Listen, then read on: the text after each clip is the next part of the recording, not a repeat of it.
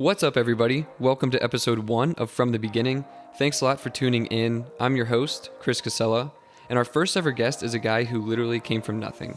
He sold vegetables out of a pickup truck to support his family when he was young, lived off of food stamps when he was in his 20s, then went on to become a millionaire in his 30s. Most recently, he sold one of his companies for 9 figures just a couple of years ago. He has owned more than 20 corporations in his life, was named the 2007 Entrepreneur of the Year in Emerging Markets by EY, has created over 1,000 jobs throughout the course of his career, and built one of the top 50 largest companies in Cincinnati. He's done all of this without ever receiving a college degree. I absolutely loved every minute of the show, although it'll be pretty obvious I was pretty nervous, and I'm really excited to share his story with the world. Without further ado, here is the story of Denny Smith from the very beginning.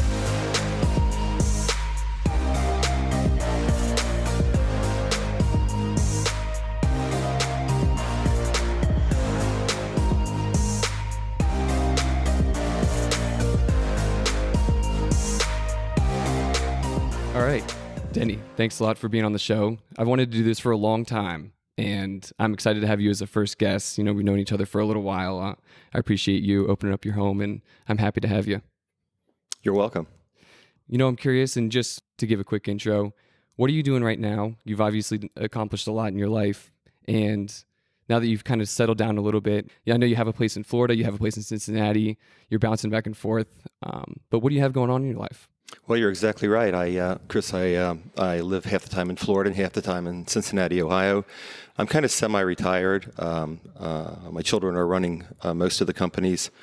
I'm involved in some real estate transactions. I'm in the medical device business, and I'm just still an entrepreneur at 65 years old. I know a little bit about your story, but I know that there's just a lot that I haven't been able to hear and that I know people would be able to learn from. You've had great experiences growing up. So take me back to the very beginning. What was your childhood like growing up? Were you involved in sports? It's hard to cover 65 years in a short amount of time, but I'll do my best. Things were a lot simpler when I was growing up. You know, my mother was a stay-at-home mom, and my dad worked at Ford Motor Company. He was unskilled labor. I think the machine he ran was called an OB grinder. So my dad got up every morning. He put on his blue work pants and a white T-shirt and steel-toed shoes and white socks and went to work. And it was kind of like a Leave It to Beaver type family. If you've ever seen one of those old episodes, came home to dinner, played outside, didn't have very much. I think through my dad's whole career, he probably retired in the 70s, but the most money he ever made was probably $13,000 a year. So it was really, very much like young kids today, school Monday through Friday. We played on the weekends. My mom took me to church on Sunday with my father, and I had two sisters. I have 2 sisters still alive today. But I guess it was really simple. My dad taught me how to hunt. He taught me how to fish. But I didn't really get into sports till I was probably 12 years old. I was basically, I would watch sports. I would watch baseball. The family never had enough money to go to like a football game or go to a baseball game. My father was always working, constantly working. He had this thing that he did 7-12. So he worked 7 days a week, 12 hours a day at Ford. They got paid overtime or double time, depending on if it was a holiday or something. And that's how he made his money.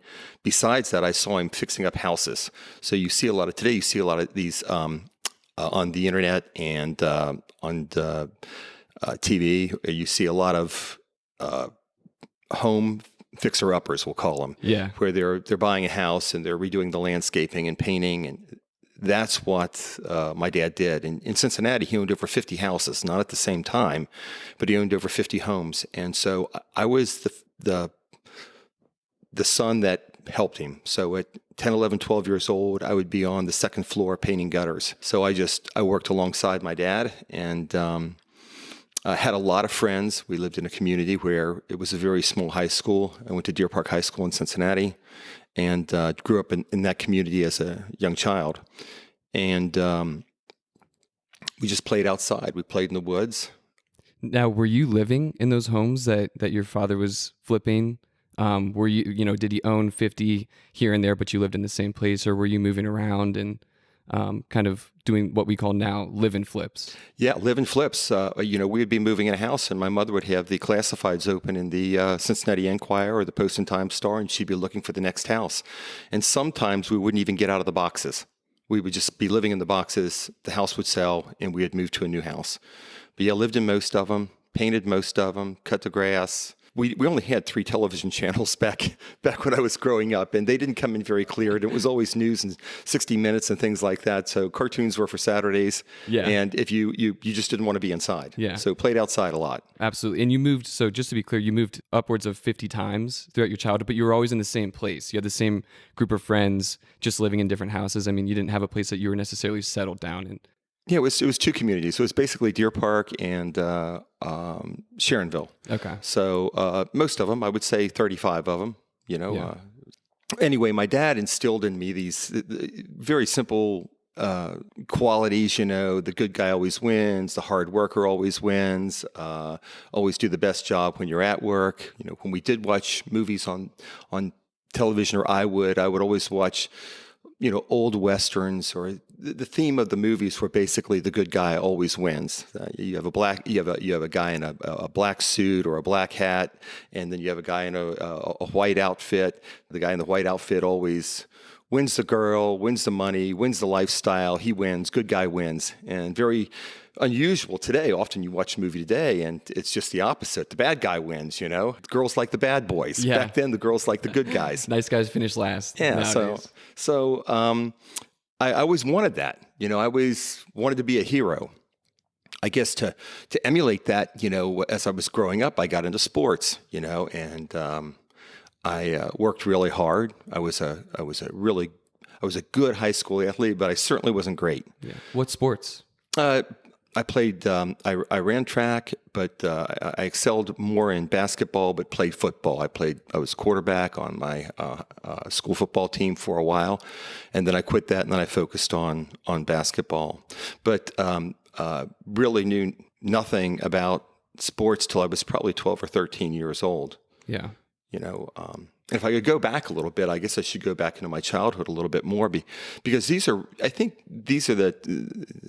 times in your life that really curbs what you're going to become. Yeah, absolutely. And so I always liked nice things, and that we couldn't have them.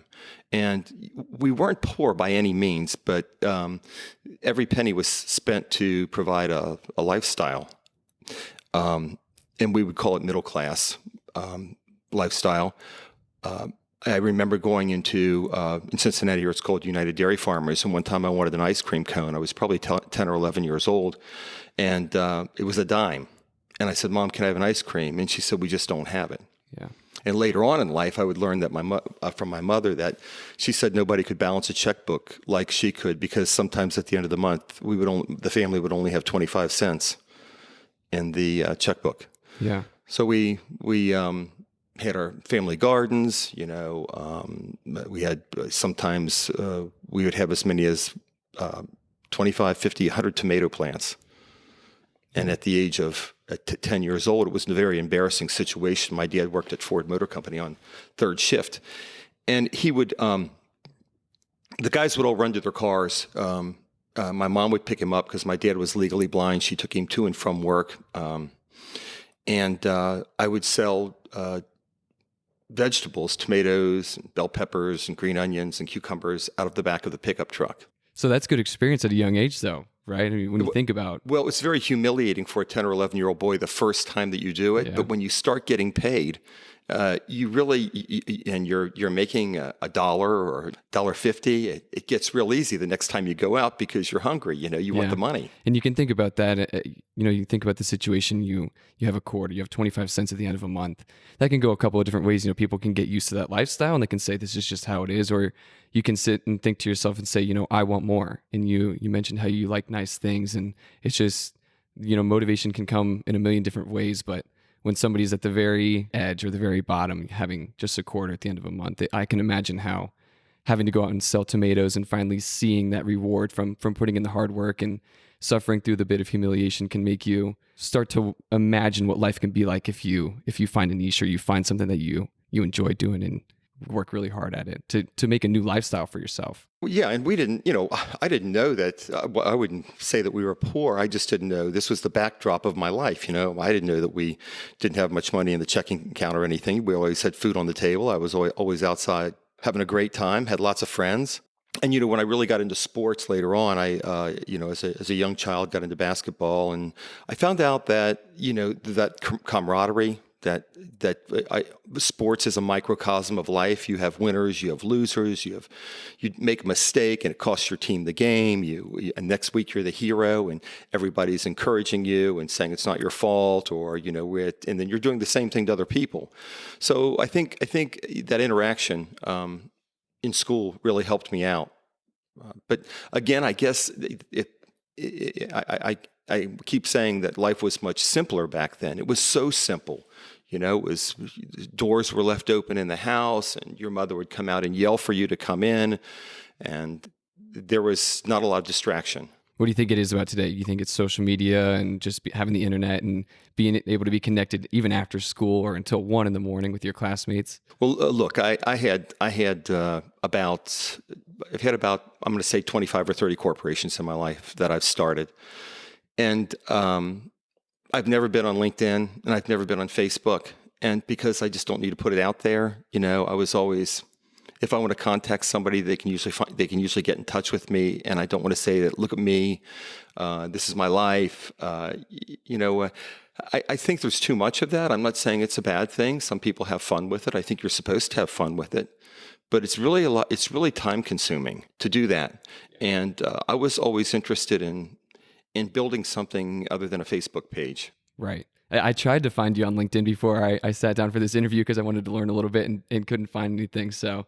it's interesting to hear. But yeah, you hear about things like screen time on your phone. It gives you that update at the end of the week. You can see how much you averaged. And people nowadays average, and this is not an exaggeration, I think this is actually lowballing it, 6 hours a day on their phone, just watching TikTok or being on Instagram. And you think about if you use that 6 hours in a more productive way, or to start learning or doing things you're genuinely interested in, it could change your whole life. Yeah, but it's all about what you want, I mean, if success means you want to be the best teacher or the best mother or the best father, or are you driven to be success in business? Well, what do you want?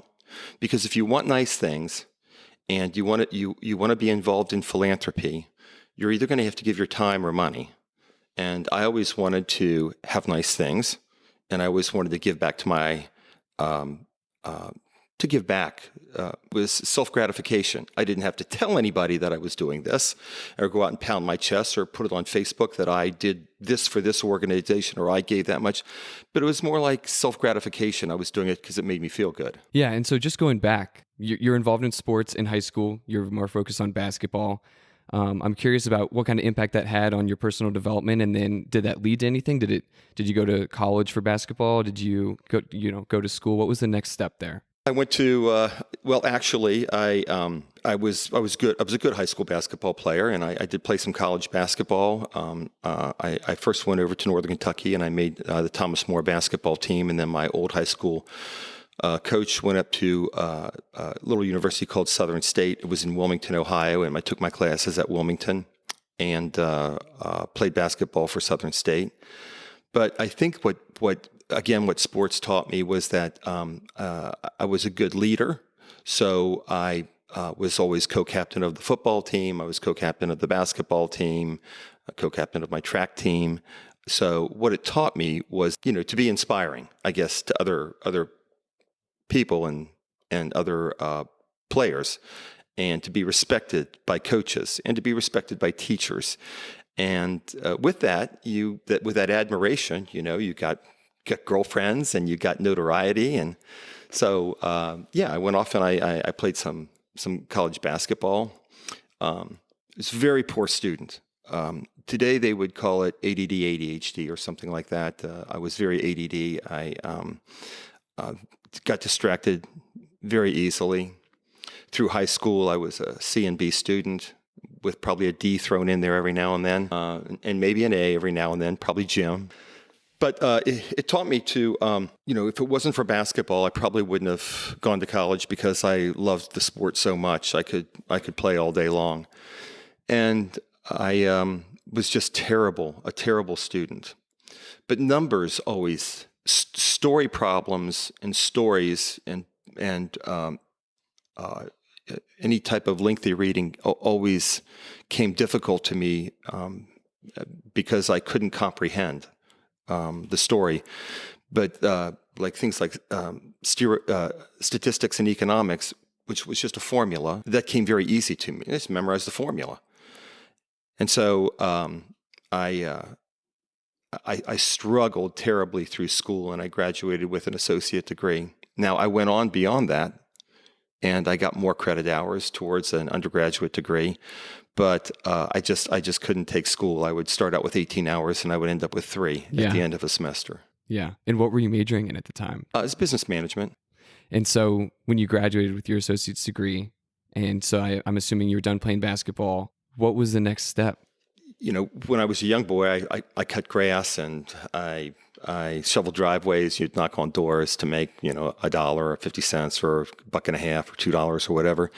Later on, when I was 16, 17 years old, I was a fry cook at a restaurant, and then out of college, it was the Carter years. I'm not blaming this on any political party or anything. Jimmy Carter was president, and jobs were very hard to get. Again, I'm out there with an associate degree. I don't have an undergraduate degree, and I'm competing for jobs that people with undergraduate degrees and experience I was going up against. And then if I applied for a job at a gas station, it was going to be temporary, and the owner of the gas station or the manager knew it was going to be temporary, so he's not going to hire a temporary guy. I don't know what the unemployment was back then, but let's call it 15%.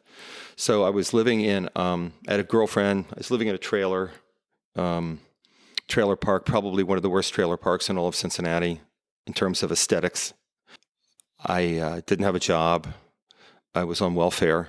I was on food stamps, applying for jobs, just had headhunters. Back then, a headhunter charged you, not the company, for finding you. I couldn't afford the fee. I remember my dad gave me a roll of dimes. Silver was really high. And back then, dimes, people were collecting dimes that were all silver. And I took my high school ring. It was 10 karat gold. And my dad gave me a roll of silver dimes. And I sold it to a jewelry store. And I got, I think, $162. And how old are you at this time? 27. And I was a rich man. I was a rich man at that time. And then, there's nothing exciting about having to go down and get food stamps. I would go to East Walnut Hills, and they'd give you like a little movie theater ticket, if you remember what those old movie theater tickets look like. Yeah. And then you would stand in line for a couple hours, and you'd get in, and then you didn't want to cash food stamp tickets in your neighborhood, so I'd drive to Beachmont to buy my groceries. So people don't see you? Yeah, 20 miles away I'd drive, so people wouldn't see me pull them out. I just never thought I would be there. I never thought, I was the guy that people say back then, what do you hope to achieve one day? And somebody would say, $1 million, and what about you, Denny? And I would say, I want $20 million. And, everybody would laugh, but I didn't think I was stupid. And I thought that I had a high enough, street IQ that sooner or later I was going to get a break. Yeah. So in between the time you get your associate's degree and you go on to be 27 and you sell that roll of dimes in your class ring, are you just working odd jobs here and there, temporary jobs? What happened in between that time where something clicked inside you and you said, I need to make something more of myself? I was working odd jobs. Exactly. I would do some bartending. Somebody would need some help, and I'd help them out, And my first real break, I interviewed with a company, a very small, privately held drug company that's not in business today. It went out of business many years ago, and I got a job. And I couldn't believe it was a very interesting interview process. There were about 40 people in the room. And they interviewed everybody individually, and then they passed out envelopes. And if you got a blue piece of paper inside the envelope, you were to stay for a second interview. And if you had a red piece of paper, you could go home. I was fortunate enough to get a blue piece of paper, and I got the job. Are you all opening that in front of each other? No, I think we all kind of scurried away because we were afraid that hey, look over there, that guy got a red one, Absolutely. Yeah, it's great. How did you come across this job? Was it something, was it a headhunter? Was it somebody that you knew, a connection, or? It was in the paper, but I had a headhunter, and I was interviewing as an assistant manager trainee for Wendy's. That's what the headhunter found for me. That was a fry cook, by the way. That was a fry cook job, and I didn't have the money to pay for it. But sometimes the things that you get turned down for, there's an upside to that. So you went in the paper, you called the company, you showed up for the interview, and you made it through the second round. So how did it go in the very beginning? Obviously, you had sales experience, even if it didn't seem like it at a young age, selling tomatoes out of the back of the truck. You say you were really good with people. You were a born leader. And how did it go in the beginning? Was it difficult? What kind of trials and tribulations did you go through, or was it just something that came naturally? I think, I think just the people that I hung around with growing up, and I don't know at what time in life that I thought that I could lead, but I think working hard at sports really encouraged me to be a leader, and then watching leaders in sports and watching great athletes and how they talked and how assertive they were, and I think that helped me out tremendously. And then I was always encouraged by my parents that, I could be whatever I wanted to be. We always hear that. But there comes a point in your life that what are you going to do, Yeah. And we do hear it. We hear it all the time. We hear it from coaches. We hear it from teachers, if we're lucky. We hear it from our parents, again, if we're lucky. But it's one thing to hear it. It's another thing to really buy into it and start to believe it.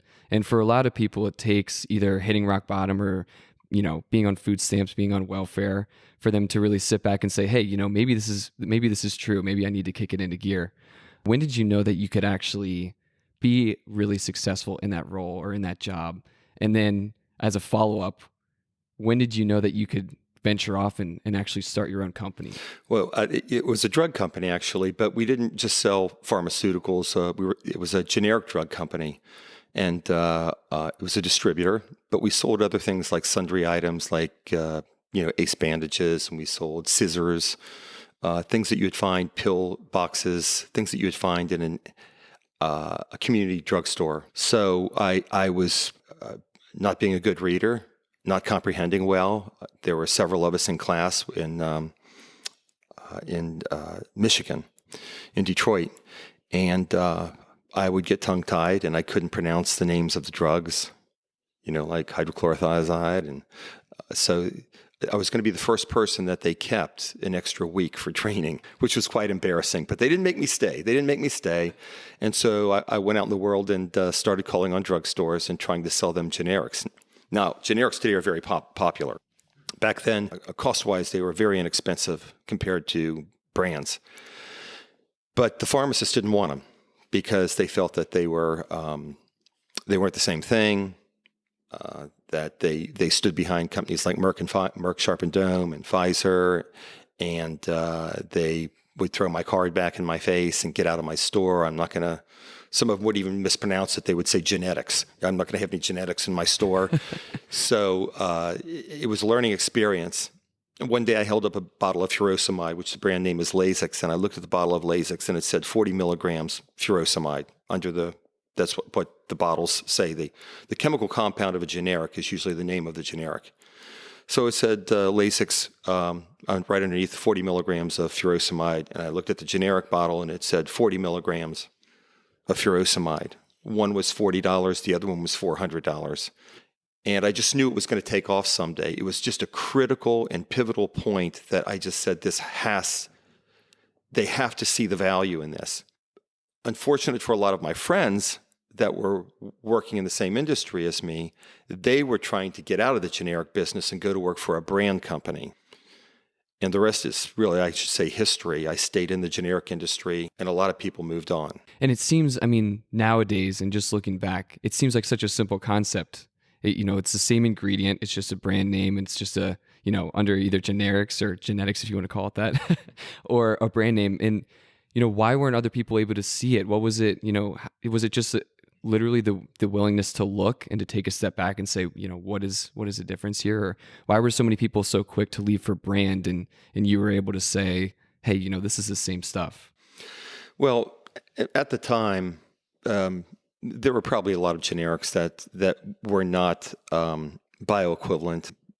They may have had the same chemical compound, but they just didn't dissolve properly. People were passing them in their stools, so they didn't have the right fillers, or they may have had the right active particle ingredient, but not the right inactive particle ingredients that would cause it to dissolve. And also, there were some issues back then. When you talk about healthcare today, the first thing that everybody talks about is what? Cost containment, reducing the price of insurance, reducing the price of healthcare, reducing the price of the prescription.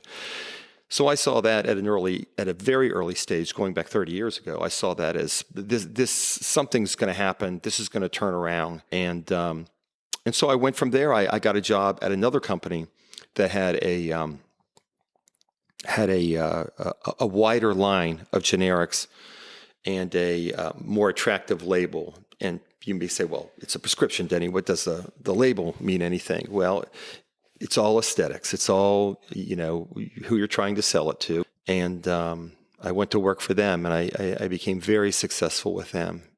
Not so much because I was a great salesman, which I think I was, but because the drive and the need for generics changed.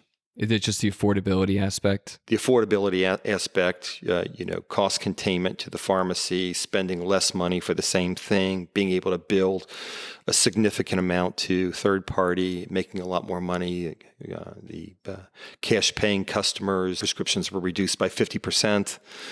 And the generic industry became the hero of saving people money. And so along with that, I'm assuming the quality increased and they probably became easier to sell. The FDA mandated at one point in time in the early 80s that the bioequivalency and the efficacy of the product, the effectiveness of the product had to emulate the brand batch to batch. They became as good as the brand. And just depending on how competitive how many competitors there were on a product, it could have been 1/100th the cost of the brand. Right. Yeah. And so, how old are you at this time? You've moved on to the second drug company, and you become very successful. How old are you? Now this all happened in a very short amount of time, from 27 to 31. I'm national sales rep of the year. 3 years in a row. I had the 26th largest marketplace, but out of Cincinnati, Lexington, Louisville, Columbus, Indianapolis. I think it was 26th largest marketplace, but I sold more drugs than anybody, more generics than anybody sold in New York, Detroit, Chicago, Los Angeles, San Francisco, Miami. I was putting the whooping on everybody. Right. And so, and that came,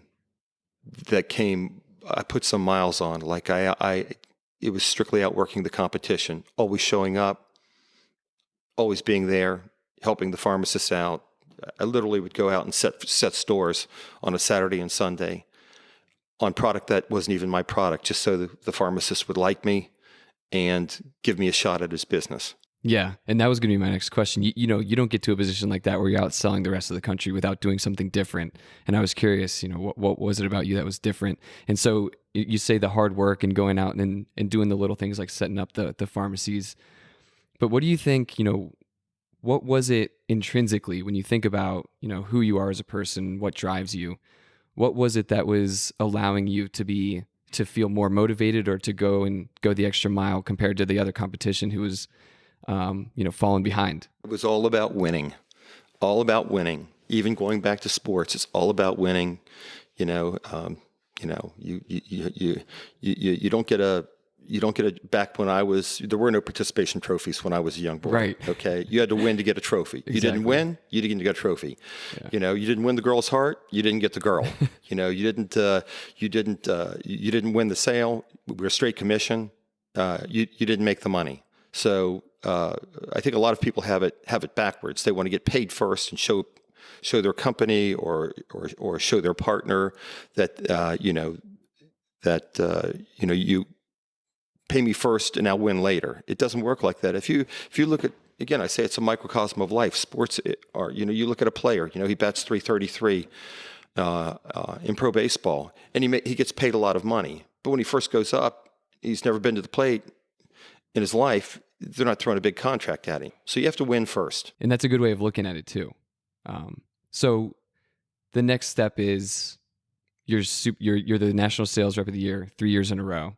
And is that what allowed you the confidence to say, hey, maybe I could go out and do this on my own. Maybe I could do a little bit of better job of running the company. Was it a couple of failed promotions here or there? Or, what was it that really motivated you to take a step and take that extra leap of faith? Well, now, my company, I'd done so well being on straight commission that my territory, when I first started, I was doing, this goes back in the early 80s, 82, 83, 84.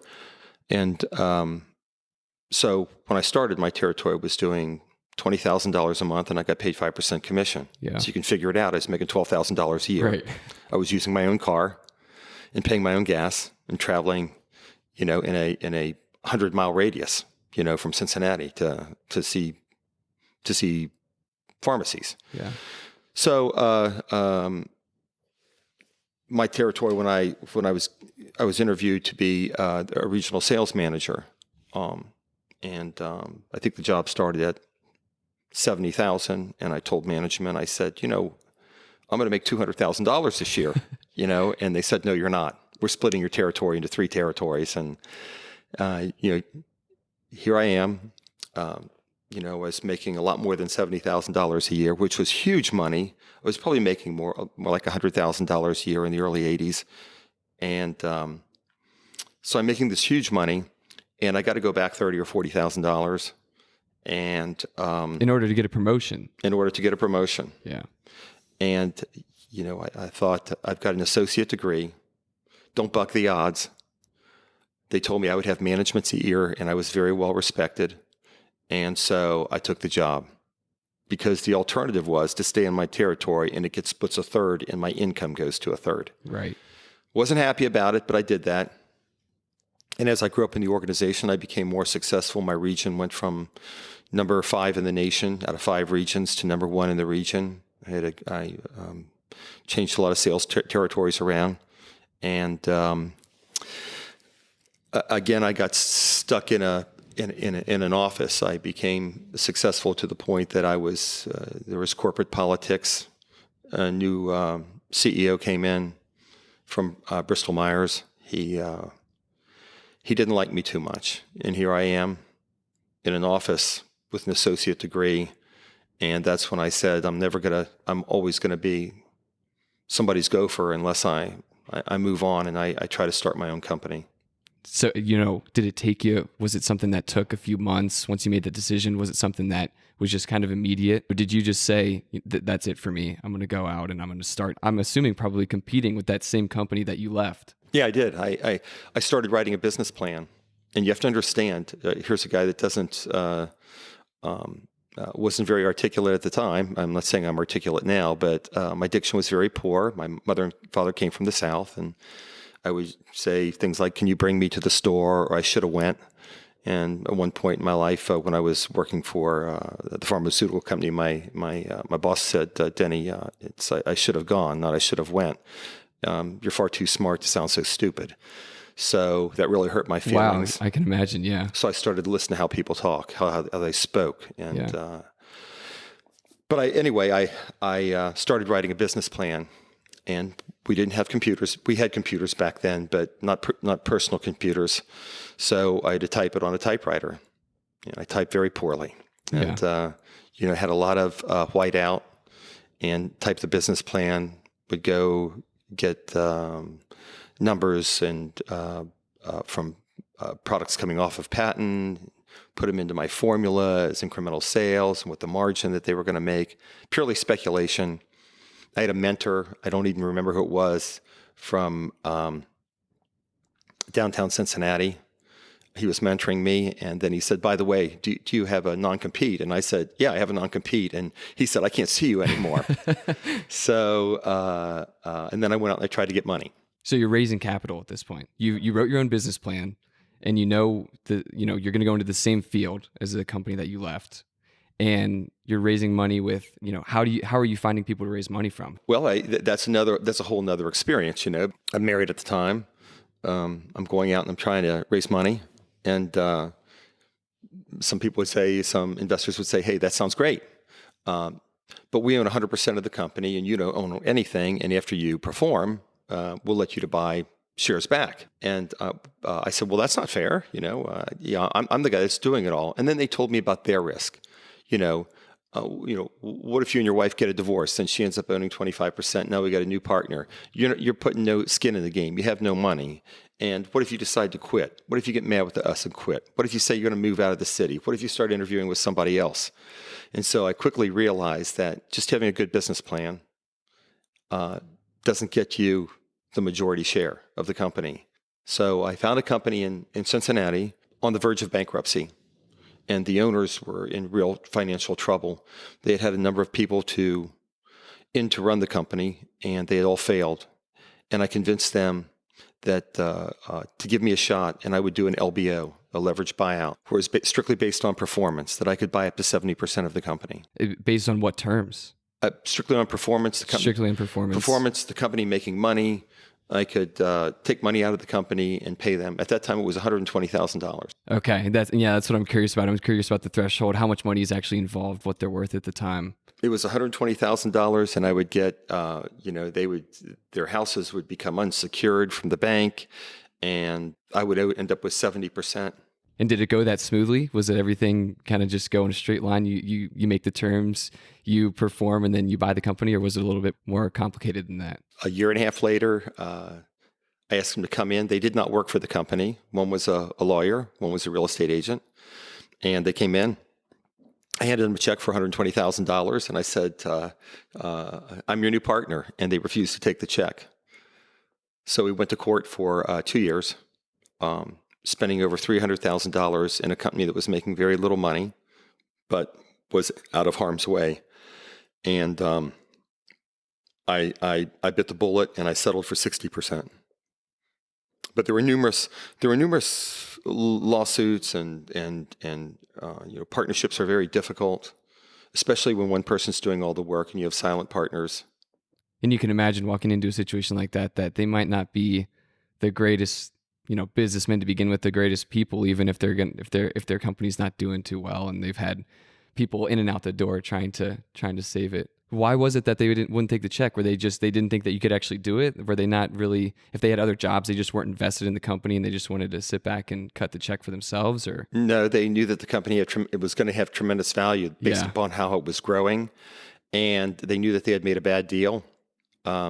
Wasn't a bad deal at the time, but it was a bad deal if you looked at the projections and how sales were growing on a monthly basis.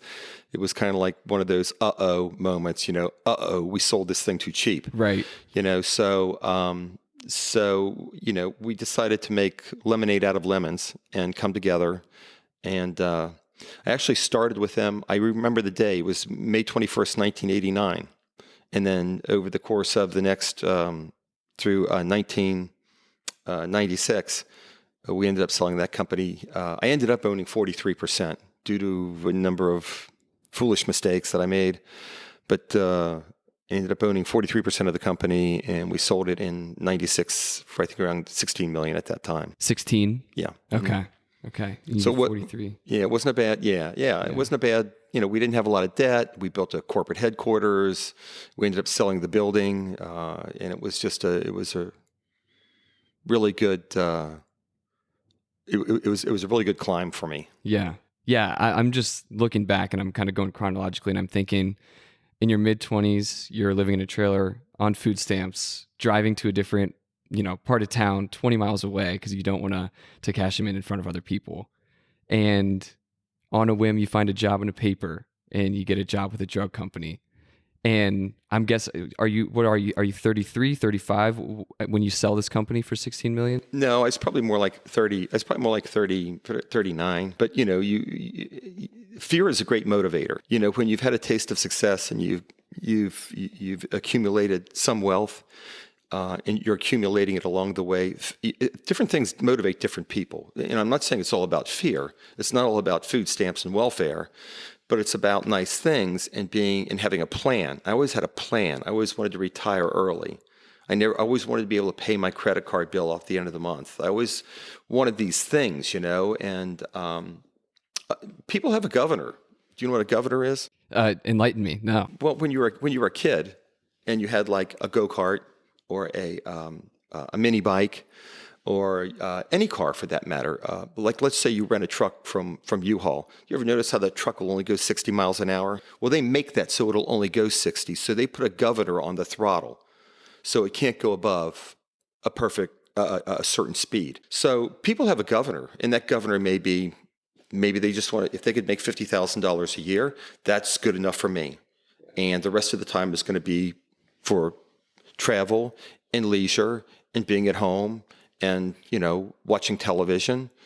But my governor, I didn't have a governor. So I always wanted to go 300 miles an hour, so I always wanted, it's going to sound greedy, but it's not greedy. It's just that, more is never enough. I mean, if you were a pro football player and you rushed for 300 yards in a game, would you say, Coach, take me out of 300 is enough for me?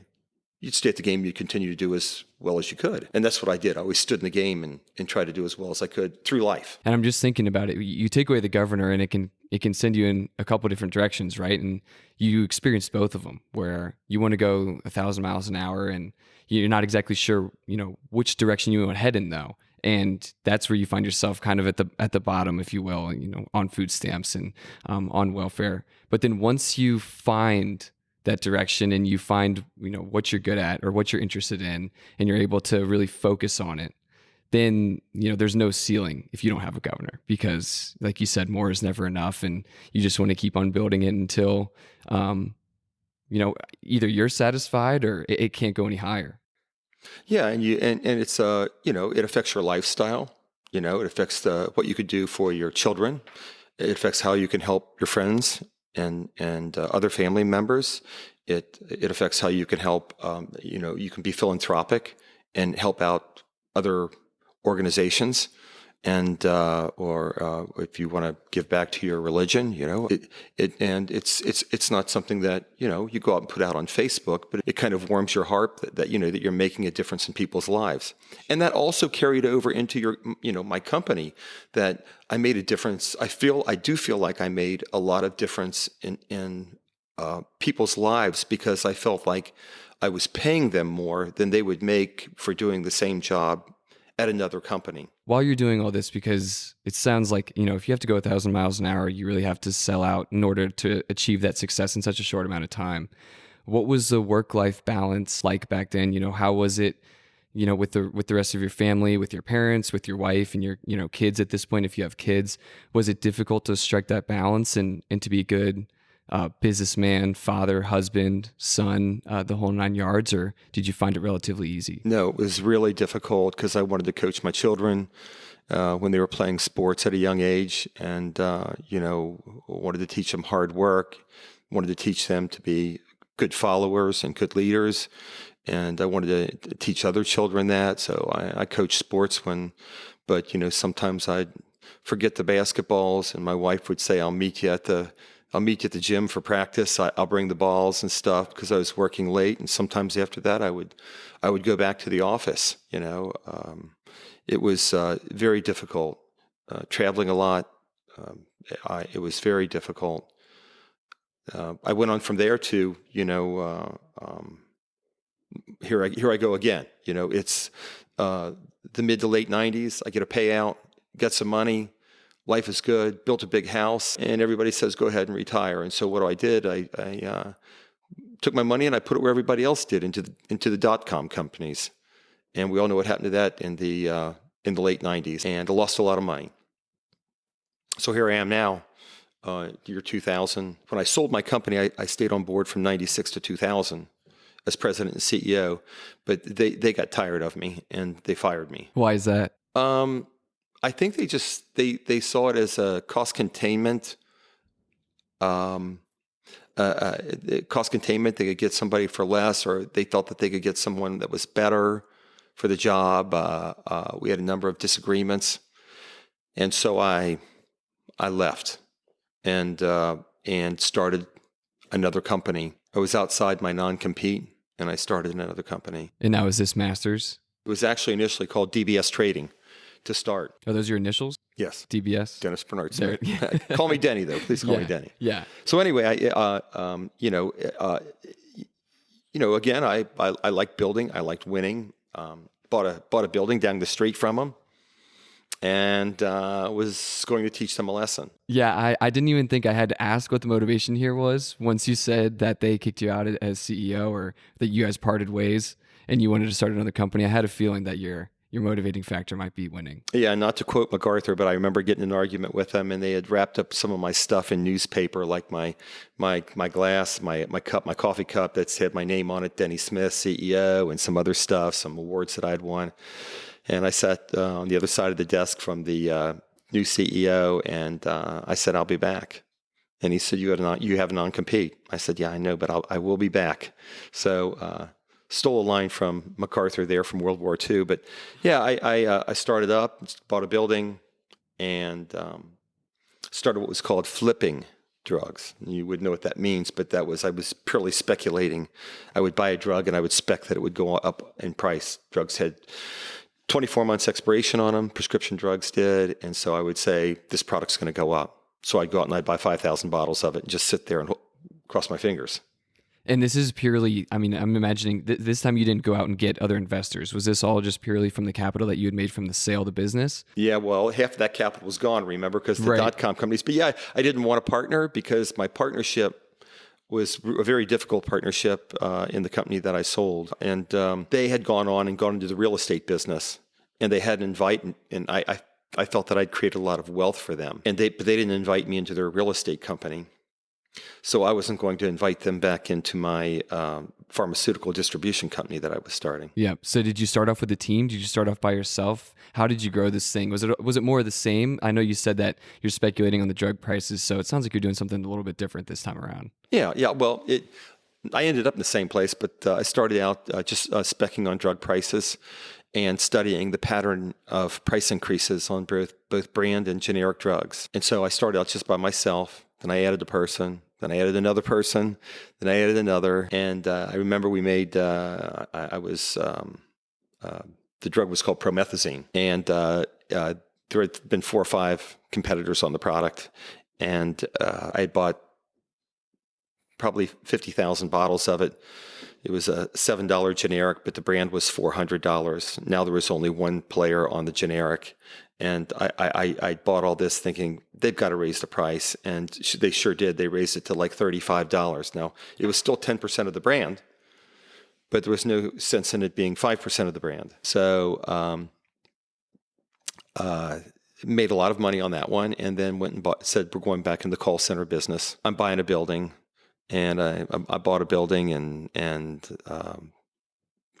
started hiring call center people. And I'm thinking about it. I remember reading when I was doing some preparation for this interview that you've mentioned a couple of different times in different interviews that you've been a part of that you grew this business the old-fashioned way, which was you start, with a product, with a team, you hire somebody, you keep all the money in the business, you don't spend it on fancy stuff like golf outings or big, company parties or, whatever the case may be. And then I start to think about how important it is if you're going to grow a business the old-fashioned way, you really do, to your point, have to be a good motivator, a good leader. You have to keep your people inspired. And I'm curious, how much of that ability do you credit sports? Do you credit your parents and them always telling you that you could be the best that you could be? Or how much of it was intrinsic and how much of it was just actually wanting to win and compete with the other companies? I don't think any of it was intrinsic.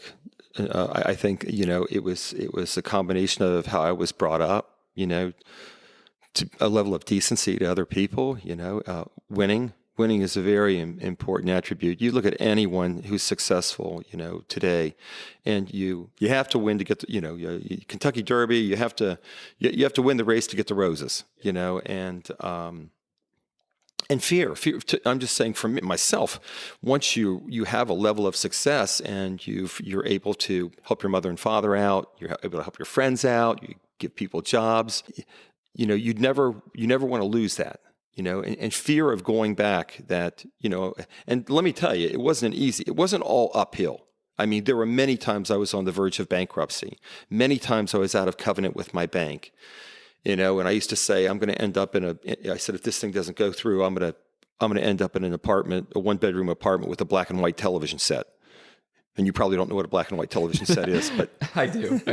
From the movies. No. Right. Yeah. And, in order to go from where you were, and to be able to blow something up as big as you did and to achieve the level of success, you definitely have to take a lot of risk. And looking back, it's easy for people to see, the highlights of your career and say it was all uphill, or it seems like it all was, because, people normally just highlight the wins. But what were some of the biggest challenges along the way as you were growing this business the old fashioned way? You were keeping people motivated and... Well, you have to leave skin in the game on your financials, on your balance sheet. You have to leave skin in the game to show your bank, your lender, that you're all in, and that's what gets you more money. The pharmaceutical side is a very litigious side. A lot of lawsuits, a lot of fights in court. Just a tremendous amount of, and then you have the HR side. So there's not having enough money, being out of covenant with the bank. I had a great team, and an inspiring team, and that would fall on the sword for me because they knew that I would fall on the sword for them. And that's something that you really have to work it hard. I almost forget your question. No, that's okay. I was just curious about some of the biggest challenges, and just to kind of throw one out there, again, as I was doing some research, this was more recent, but I saw that there was litigation with the DEA. They seized drugs from your company, but the drugs were actually belonged to another company. And so it was a big, image issue. And were there more of those? Was that the biggest one? Or I can't believe you found that. That's interesting because so I had a number of companies. So I had Masters Pharmaceutical. I had a company called RXTPL that was a pure logistics company. So pharmaceutical companies, they would have all of their finished product, and they didn't have a big warehouse, so they would send it to me. And I was their logistics partner. In other words, I would store it in a temperature. It took 62 license and an accreditation to have a logistics license. So we were very technical, and so we had a company that we stored their product and we shipped it for them. And it was actually hydrocortisone suppositories, a prescription version of Anusol HC, okay? And it was called a DESI drug. It was a drug that the efficacy hadn't been proven, but it was proven to be safe. Now, there were a number of other companies out there selling the same product as that company. But in any event, the FDA and U.S. Marshals came in and seized their product in my warehouse. And this has been done time and time and time again. But when it hit the papers or it hit the Cincinnati news, it was local drug company, blah, blah, blah. Right. It was Masters. Yeah, really. Seized. Really. Yeah. It was very similar to if you ever watched the Three Stooges and Moe and Curly are throwing pies and the butler gets hit with the pie. I was the butler. Yeah. That makes sense. And that is, that's a difficult hurdle to overcome though. Especially I'm imagining when something like that happens, you get calls from your bankers, you get calls from your customers, everybody's reading these articles coming out and saying, what did you do? I trusted you, and you have to explain to them that it's not actually what it looks like.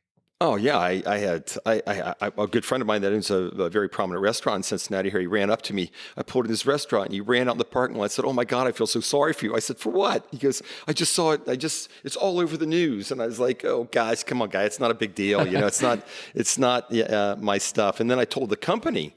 I called the company that it was their product. I said, "Are you guys getting a lot of heat?" And they said, "We haven't had the first phone call. We just recalled the product from the." We just recalled the product in the market, and I said, "Man, I'm getting darts thrown at me." You're over there saying, "I'm going to charge you a premium for all the flack that we're getting on your behalf." Yeah, and there was and then but there were a lot of things like that. So when we talk about masters, we're talking about actually I had an umbrella company called 360 Pharma, and it had Masters Pharmaceutical, it had RXTPL, it had River City Pharma, it had MHC Medical, the medical device company that we're working today. So we had all these companies under this umbrella, and different but the same. Sure. You know, all targeting the medical side of the business or the drug side of the business. Sure. And I think that touches, and I'm sure there are a number of different events, either similar to that, maybe not to the same magnitude, but kind of moving away from the business side and more on the personal side. What was the biggest challenge that you found as you're growing this big company and you're navigating, raising children, being, again, kind of going back to, being a husband, being a son? What was the most important part? I know you said you had a great team in place, which on a personal level, it helps to have that support. But what were some of the biggest challenges as you're growing this massive business and you're trying to balance, your personal life, your professional life? Well, I probably missed a lot of home moments with my children, which I wish I could get those back. So I missed that. I found myself so entrenched with business that I really lost contact. I lost contact with what was happening in the world. Like I used to be really close to sports, and somebody would name a player, and they would say what a great athlete they were, and I'd say I don't know who that is, and it'd be somebody very famous. So I really lost contact with like who the upcoming actors and actresses were. I said one time if Jennifer Aniston was standing next to me, I wouldn't know who she was, at that time, because I was just so tunnel vision with, I had on-staff counsel. The business became bigger than me. It became, presidents of my companies and lawyers and, banking. So it went away from, 10 years, a person that used to make every deal, buying every drug, also selling it, and developing the warehouse, to somebody that was just, sometimes I would go in the office and I didn't even, everybody else, I trained them to do what I used to do. I started with one employee in I think it was 2000, January of 2000, I incorporated. And in 17, I had 400. So I had no line of credit when I started. And I had almost a $50 million line of credit when I sold my company. I had very little debt 17 years later, and had it at a very low rate. Yeah, and I'm curious, were there ever moments where did you ever notice that you might be missing some of the more important moments just on a personal level, where you had to kind of take a step back from the business and say, I need to take some of this time for myself and carve time out of my week or my month to step back and spend it with my family? Or, was it kind of just full speed ahead and you balance it as you go? Yeah, I balanced it as I went, and it was always full speed ahead. And I just, I think I did 5 years one time without taking a day off work. As a matter of fact, I was playing a pickup basketball game on a Friday night one night, and I broke my nose. And my nose was literally on the side of my face. It was broken so bad it required surgery. I had to go in the hospital. So I went to work that whole week with my nose on the side of my face. Before going to the hospital? He couldn't get me in for a week. And then after I got out of the hospital, I remember telling my wife, I said, can you tell them to take the bandages off my eyes? And she said, there aren't any bandages on your eyes. My eyes were swollen that shut. And then that Monday, I had my nose packed with, I don't know, probably 9 inches of cotton up each side of my nose, and tape all over my face, and I went to work. Yeah, and so as we kind of bring it full circle, you build up Masters to this big company, 360 Pharma, I guess. You build up this parent company with all these different subsidiaries. You build them up to the point where you finally feel like they're ready to sell. And if you just want to walk me through that, getting up to that point, having those negotiations, because I'm sure it wasn't just with one company. I'm sure it was with a few. And at this point, it's your baby. It really is. It's this big sprawling company that you built from the ground up, and you've put so much time in. At this point, blood, sweat, and tears. You've broken your nose, and you're still going into work. And I'm sure it's been difficult. So how did you kind of navigate the sale of the company and finally end up agreeing with, it ended up being McKesson, but just if you could walk me through that. Well, I wanted my kids to be successful and to be entrepreneurs, but I always wanted to leave I would rather leave my kids money than leave them a company and help them start companies and, be a source of information for them. So I always had an exit strategy on all of my companies that, I was building them to sell. Because if you look historically, most companies, they have a 17, 25-year life cycle. Not everybody's Facebook. You look at Blockbuster Video, they were doing $6 billion in 2002. In 2010, they were bankrupt. They had a chance to buy Netflix, by the way, for I think $1 million. Early on in Netflix's career, and they passed it up. So I always had an exit strategy, and we had a number of offers. Things went south at the 11th hour and 59th minute, and it was a great company. I sold to the fifth largest company in America at that time, was McKesson, and they got a great company, and the negotiations were tough. 9 months of due diligence, 6 months of due diligence, 3 months of due diligence, before I got a thumbs down, with probably 4 or 5 precedent to McKesson. But you have to find something that you really like, and you have to pursue it with veracity that you didn't know that you had inside of you. I think that so many people are so close to being successful and they throw their hands up. It's just amazing me because look, we go back to Blockbuster, they could have had Netflix. I mean, how close were they to being so successful in its decisions? Not decisions by a board. You listen to your board, but somebody has to make the final call. And everybody used to say, well, I take a lot of risk. And I'm the most prudent guy in a business. I want to be insured 10 ways to Sunday that this thing's going to work. But the negotiations were long hours, a lot of reading. You want to protect your team. Were there ever moments where you second guessed, where you're going through the negotiations and you said to yourself, I don't know if I actually want to do this? No, my company was worth a lot of money, more money than I'd ever dreamed of my whole life. And I wanted to do other things. You hear stories, and this famous person doesn't have any money in the stock market. They have all their money in commercial property. So I always looked and I was always fascinated by meeting people that were tremendously successful and how they got there. And really, most of it had nothing to do with their education. Did the education help them get a job? Did having an undergraduate help them get a job? But most of the people, they were just entrepreneurial in spirit and fighters. Yeah, and I know one of those points that you mentioned in one of your articles about being able to inspire people is you said, hire the work ethic, not the degree. And I think that's very pertinent to your situation, especially. And, it's harder to say that nowadays, I feel like, because of the value that people put on a college degree. And, it's just a normal thing to do. You graduate high school, you go to college. But I think that is so important. And I think it still holds true today. That the degree is important if you want to get a good corporate job. But if you want to go off and be successful on your own and you want to build up your own company or your own enterprise, it's not going to be the value of the degree. It's going to be your ability to your point, motivate people, have relationships, and be able to work and put in the time and the effort that it's going to take. Absolutely. I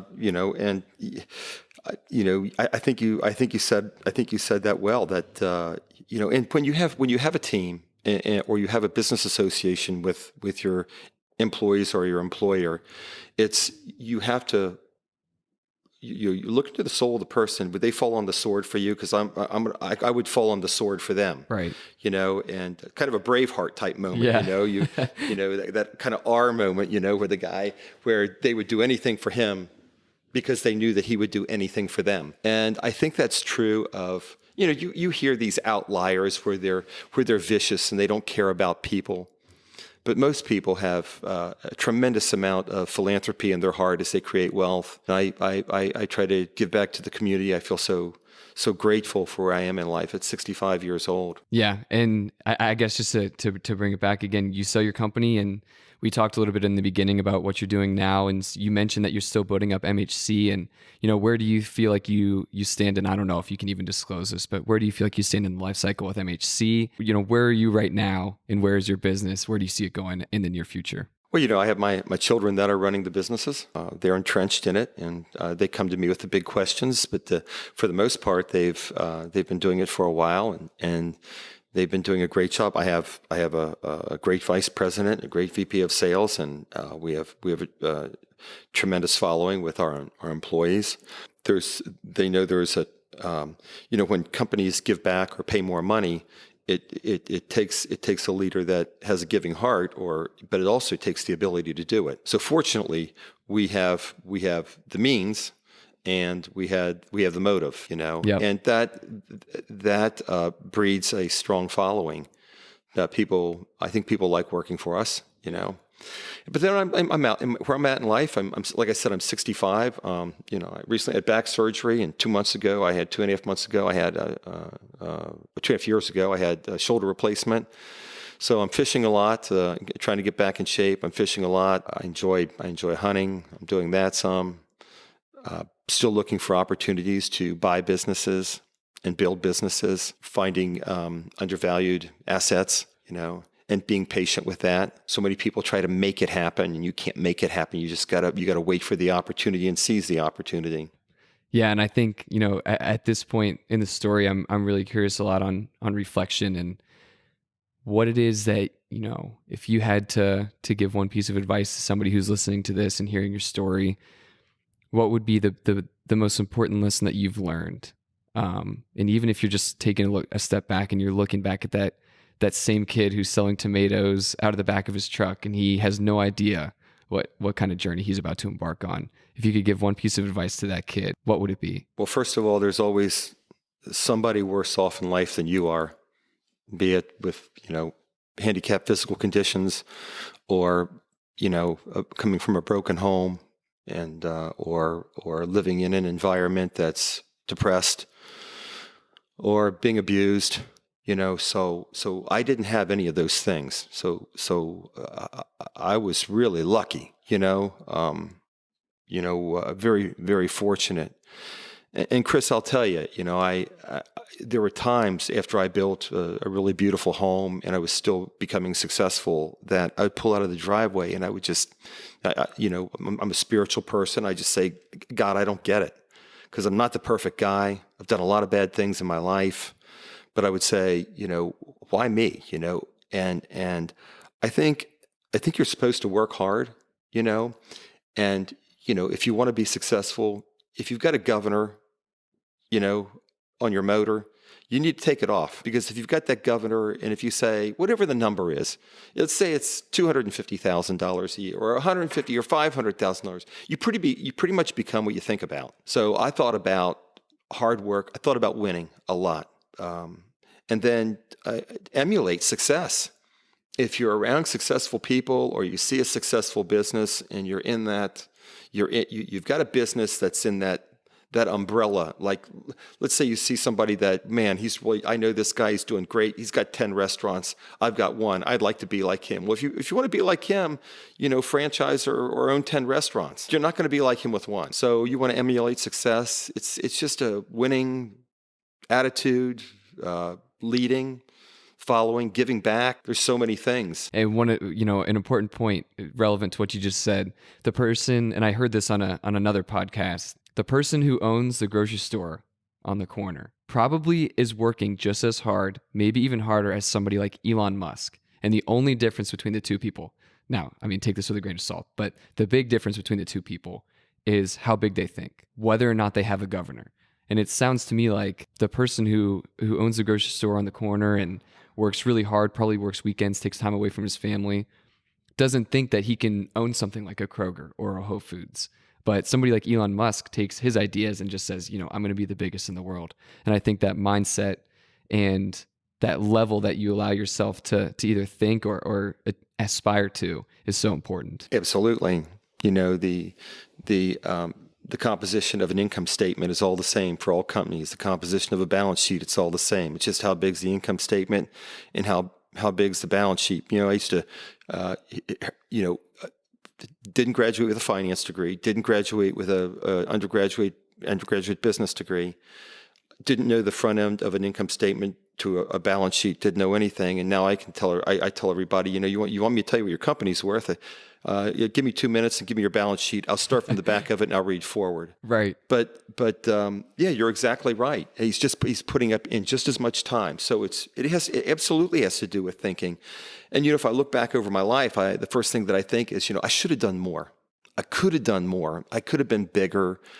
And I could have done it in a way where I still had more time with my children and my family and my friends, but I didn't know any better. And I really hope what I'm telling you here today, I hope it helps some of the listeners that you can look, you're talking to a guy that, that was a C and B and D student, didn't graduate from college, wandered around on food stamps, being a bartender, running a Hobart.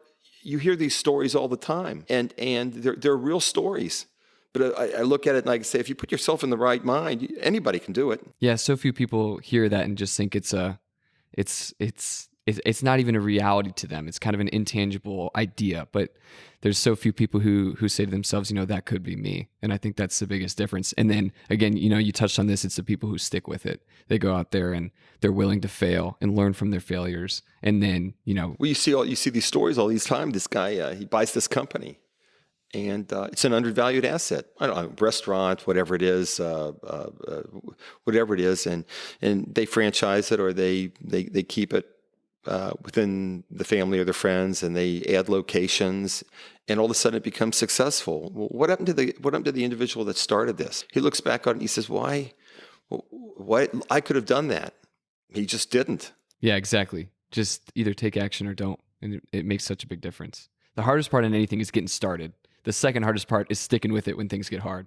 Well, it's really, the answers are really simple. The results are very hard. Identifying problems are very easy. Solving problems are very hard. But if you need money for your business model, go out and find money. If the bank doesn't get it, go out and look for private investors. If you can't find a private investor, ask somebody that has wealth.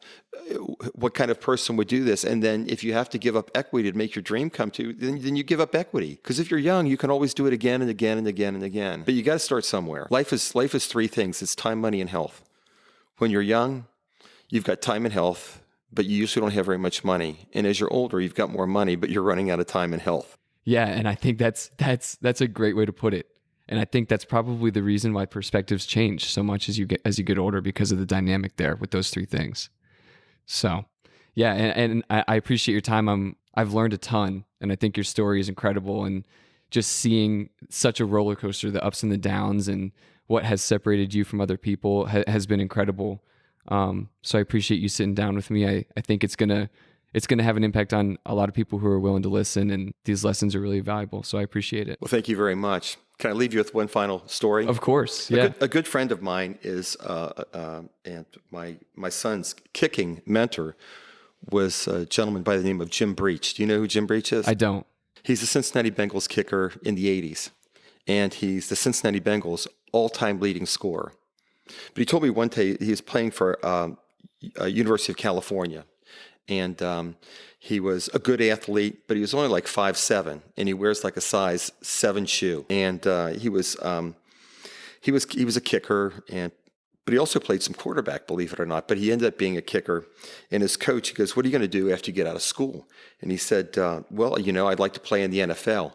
And he said his coach literally fell down and started rolling around on the floor with a belly laugh, and he said he was so pissed off. And he said, so what happened to Jim Breach? Well, he went on to kick for 10 years in the NFL, is the Cincinnati Bengals all-time leading scorer, probably 30th or 35th or 40th in all-time NFL history scoring, 5'7" with a size 6 or 7 shoe. So you can go out there and do it like that guy did. It all goes back to winning. I'm sure in the moment he was just thinking to himself, this coach doesn't think that I can do it. Well, he got pissed. I'm going to go and prove it that I can. That's right. That's exactly. right. That's right. Yeah, that's great. Well, thank you so much. Again, this has been great. It's always a pleasure to sit down and talk to you, and I'm really excited to be able to share this story with other people who I think deserve to hear it, because I think it's one that will inspire a lot of people. Well, you're quite welcome. Thank you very much.